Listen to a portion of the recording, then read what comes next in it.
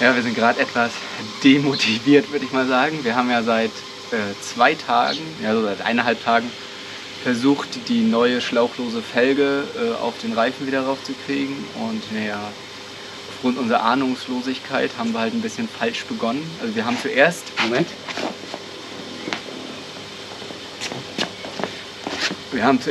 mit so einem Tyranring, so wie man das so kennt, weil auch bei YouTube und in den ganzen Blogs haben wir halt immer gelesen, zum Abdichten einer schlauchlosen Felge mit Sprengring braucht man halt diesen Tyranring. Technisch alles voll verständlich, da ist halt dieser Metallring, an dem das anliegt, und der soll das Ganze halt abdichten. Das Ganze haben wir halt versucht zu bauen, und irgendwann soll die Reifenflanke halt so rüberploppen und das Ganze soll dicht werden. Das haben wir halt nicht hinbekommen. Ich glaube, das haben wir 30, 40 Mal ohne zu übertreiben probiert und wollten einfach nicht aufgeben. Und irgendwann wussten wir halt nicht mehr weiter, dann sind wir halt zum Reifenhändler gefahren.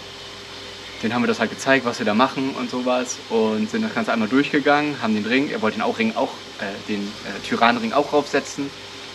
Dann angefangen zu montieren, er meinte, irgendwas stimmt da nicht. Die Flanke, es geht viel zu tief rein, dann rutscht der Reifen immer rüber, und hat sich die Felge nochmal genau angeguckt und meinte, Jungs, das ist irgendwas stimmt da nicht, das funktioniert mit diesem Ring nicht. Und dann hat er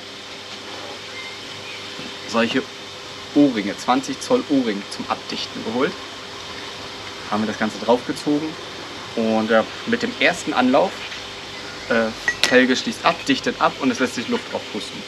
Und dann haben wir erhöht langsam den Druck bis 3,5 Bar.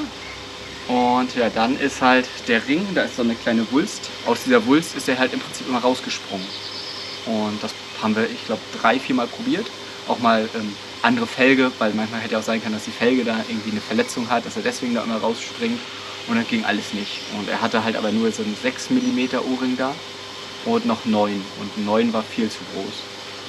Und naja, dann haben wir halt überlegt, was noch sein kann. Ich habe im Internet nochmal gesucht. Eigentlich habe ich immer nur 6 und 9 mm O-Ringe gefunden. Und dann haben wir nochmal bei Korinth-Reifen, bei Ramin angerufen.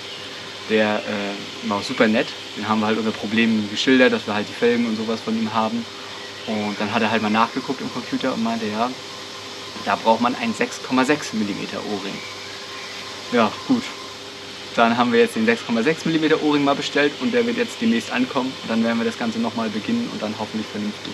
Also in der Zeit haben wir ein bisschen Zeit. Jetzt können wir nämlich unsere Reserveradhalterung umbauen, damit dann unser neu umgezogenes Reserverad auf unsere Reserveradhalterung passt und auch einfacher raufzuziehen ist. Nicht so wie sonst immer, das war mir ein bisschen mühselig, deswegen werden wir es etwas modifizieren.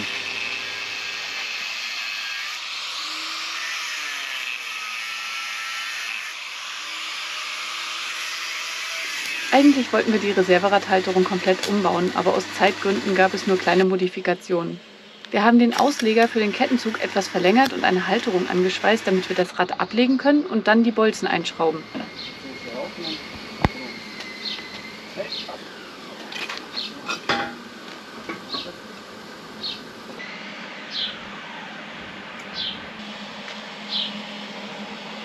Es funktioniert jetzt bedeutend einfacher als vorher.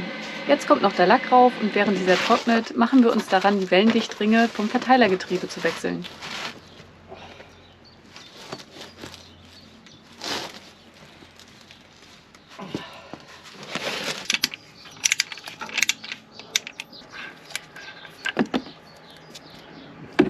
Ja, wir hatten das Öl zuletzt vor 5 Jahren, glaube ich, gewechselt. Also sieht auch noch ganz okay aus. Es ist leicht eingetrübt, aber ich glaube, das ist normal. Was wichtig ist, halt hier an dieser Verschlussschraube sieht das ein kleiner Magnet dran, und da sieht man halt, wie viel Abrieb da so drin ist, und minimale Späne sind da zu sehen, also nichts Größeres. Beim LT hatten wir das mal hinten am Differential. Da waren richtig kleine Stückchen vom Zahnrad, so Abrieb war da halt drin, und ja, dann ist es schon bedenklich, aber das sieht echt gut noch aus.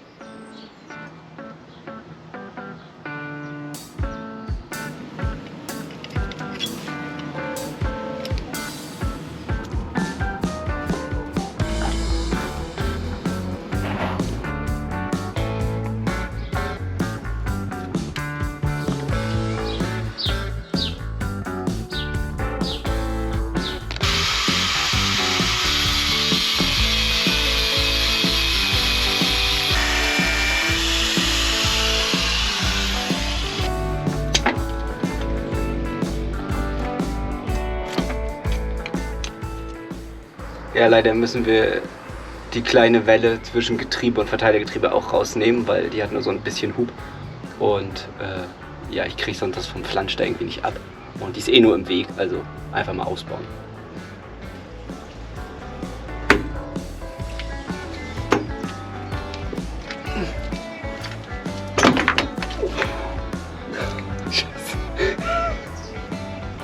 Die Antriebe sind alle ab. Jetzt ist hier in der Königsmutter, da ist so ein kleiner Splint drin hier. Den müssen wir halt durchtreiben. Und dann kann man die mit dem Schrauber ganz locker runterschrauben.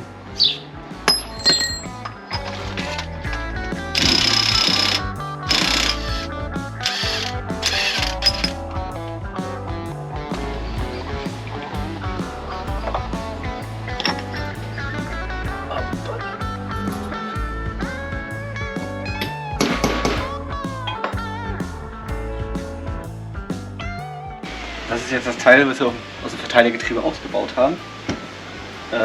Hier vorne auf der Seite geht es halt zur Vorderachse. Genau. Hier ist halt noch Tachowelle drin, hier ist halt noch so eine Klaue, die für die Untersetzung oder Sperre reinschaltet.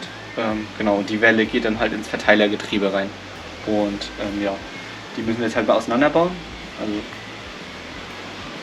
ich habe auch eine Doku irgendwo, in welcher Reihenfolge das wieder zusammen muss. Aber immer ganz gut, wenn man es auch ein bisschen dokumentiert. Und hier ist jetzt so eine Klaue noch. Und dann muss ich mal gucken, wie ich die Welle hier rausgezogen bekomme. Ja, wir mussten hier von dieser Klaue, die die Sperre einlegt, die ist mit so einer Mutter gesichert. Und da kommt man halt wirklich ziemlich bescheiden ran. Und da mussten wir uns jetzt ein bisschen Spezialwerkzeug für bauen. Einmal einen abgeschnittenen Schlüssel und einen verbogenen Schlüssel, damit wir diese Mutter gelöst bekommen. Ich hoffe, jetzt geht das. Jetzt ist da irgendwie so eine kleine Madenschraube drin, die müssen wir rausdrehen. Und dann können wir die Schaltklaue ausbauen. Dann können wir diese Feder da lösen und dann sollten wir endlich an unsere Ringe kommen. Theoretisch reicht das auch. Zeig mal einmal. Das dürfte nicht rausfallen. Hätte man die Klaue wirklich, ich glaube, 1 bis 2 mm kleiner gemacht, hätte man die jetzt ganz einfach rausnehmen können und dann wäre man gut an diesen Ring gekommen, hätte das Ganze rausziehen können, die Welle. Jetzt muss man da irgendwie mit der Zange reinfummeln, die Klammer aufmachen und dann beides gemeinsam, glaube ich, vorsichtig rausziehen. Irgendwie dämlich. Wenn man vergisst, die einzusetzen, bevor man die Welle reinsetzt, muss man wieder alles ausbauen.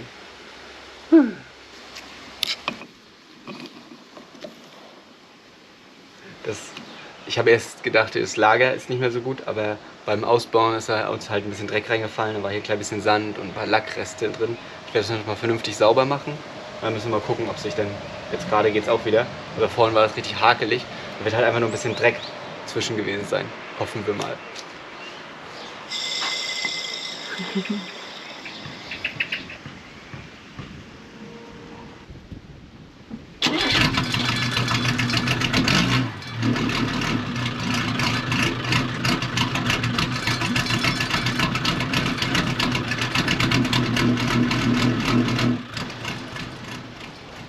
Boah, ist der schwer, der Antrieb.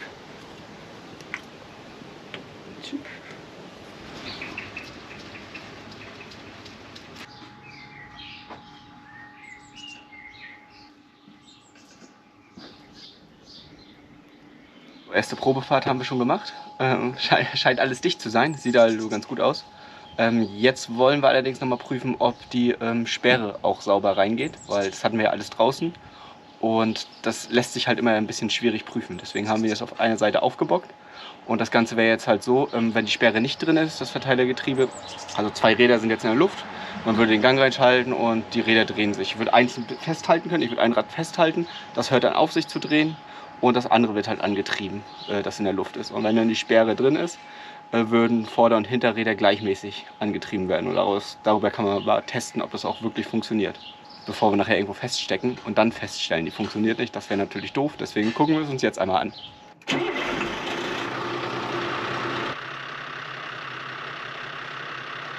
Wenn ich das Rad jetzt hier bremse,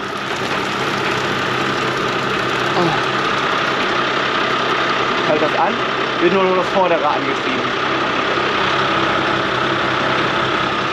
So, jetzt ist die Sperre drin.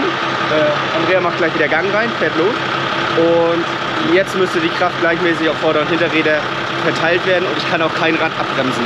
Im schlimmsten Fall, wenn ich es richtig blockieren würde, würde er einfach losfahren.